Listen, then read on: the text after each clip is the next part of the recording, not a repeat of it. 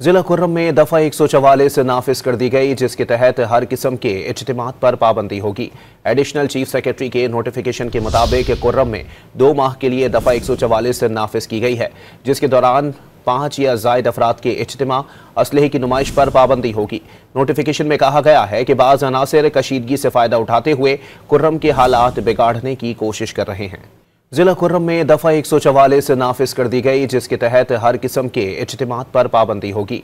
Additional chief secretary के notification के मुताबिक खुर्रम में 2 माह के लिए दफा 144 नाफिज की गई है, जिसके दौरान 5 या ज़ायद अफराद के इज्तिमा, असलहे की नुमाइश पर पाबंदी होगी। नोटिफिकेशन में कहा गया है कि बाज़ अनासिर कशीदगी से फ़ायदा उठाते हुए खुर्रम के हालात बिगाड़ने की कोशिश कर रहे हैं।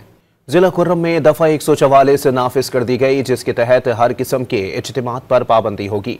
एडिशनल चीफ सेक्रेटरी के नोटिफिकेशन के मुताबिक खुर्रम में 2 माह के लिए दफा 144 नाफिज की गई है, जिसके दौरान 5 या ज़ायद अफराद के इज्तिमा, असलहे की नुमाइश पर पाबंदी होगी। नोटिफिकेशन में कहा गया है कि बाज़ अनासिर कशीदगी से फ़ायदा उठाते हुए खुर्रम के हालात बिगाड़ने की कोशिश कर रहे हैं।